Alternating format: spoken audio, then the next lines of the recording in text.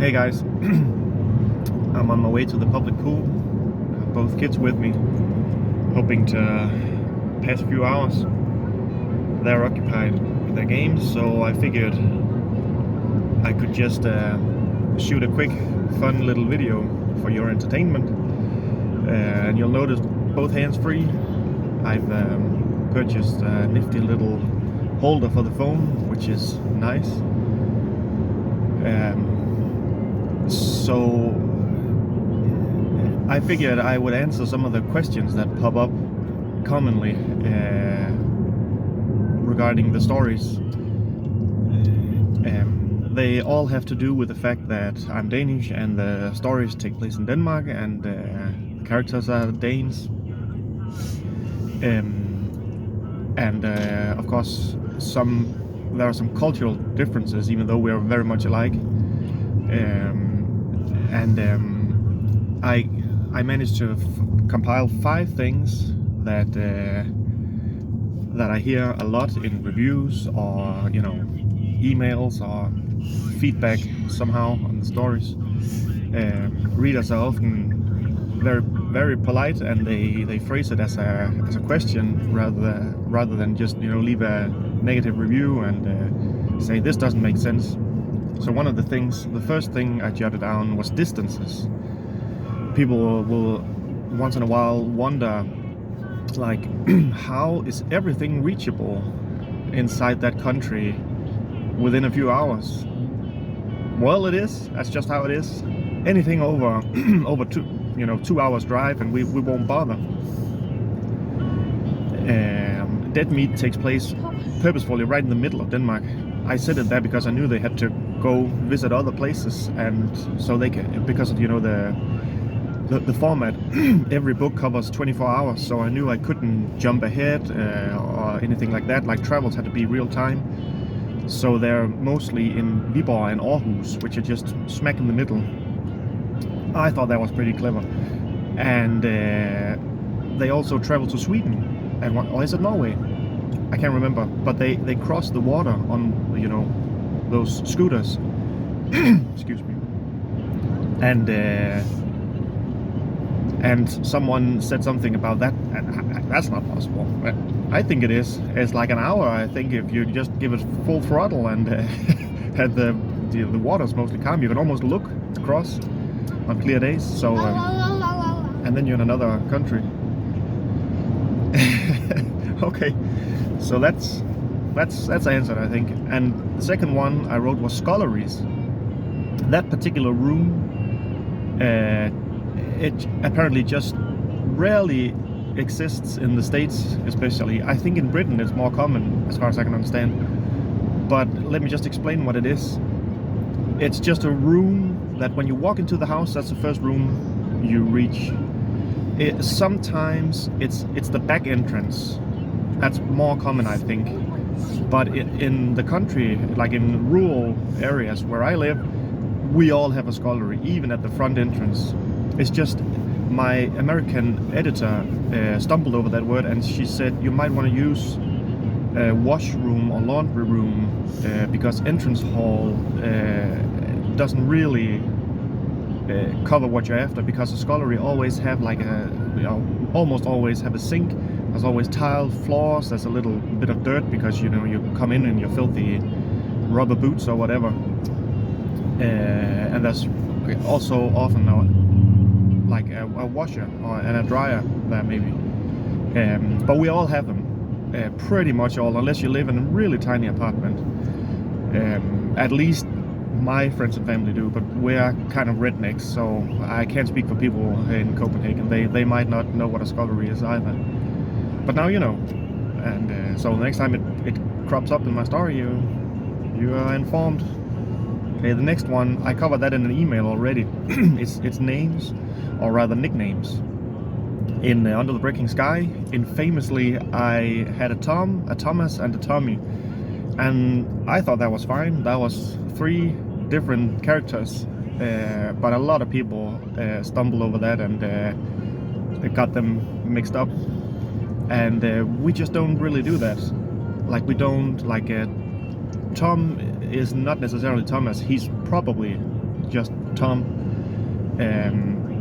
And in Adam's class, there's an Ollie and an Oliver, and those are two separate dudes, and we don't get them confused. Ikke Oliver og dem der.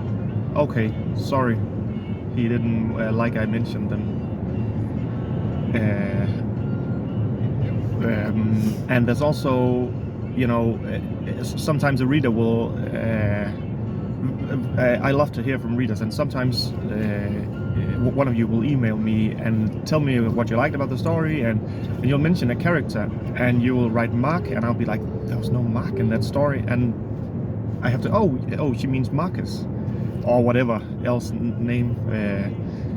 So I can tell for you guys it's the same. I have a cousin named Nikolai, and once in a while they will call him Nick, and I get very confused, and I think they're talking to me, and I get a little offended. I'm like, that name was taken. You can't just. I'm sorry. If you want to call him Nick, you had to christen him Nick. Can't go back on that now. Don't confuse us. Okay, so our nicknames are usually way more kooky and rarely have anything to do with the name, I'd say.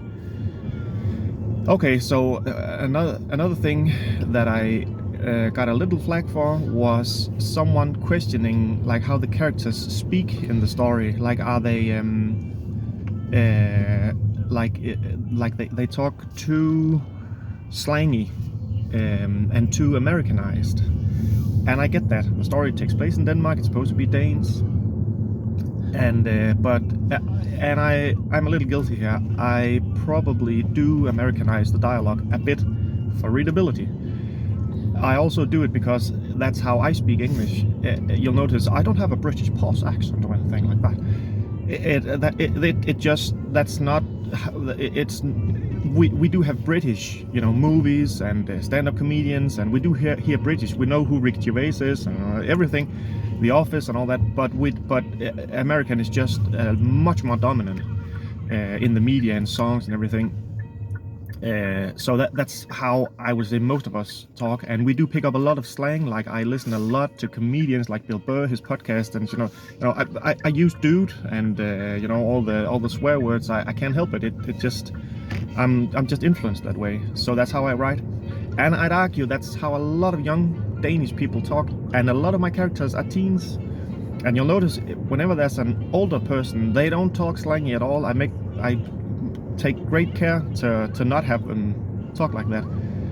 So yeah, it sounds like I'm making excuses. I'm just trying to explain. It's not that far-fetched. We do talk like that. We do use a lot of American slang. Okay, so the last one, I saved the last one, the best one, for last.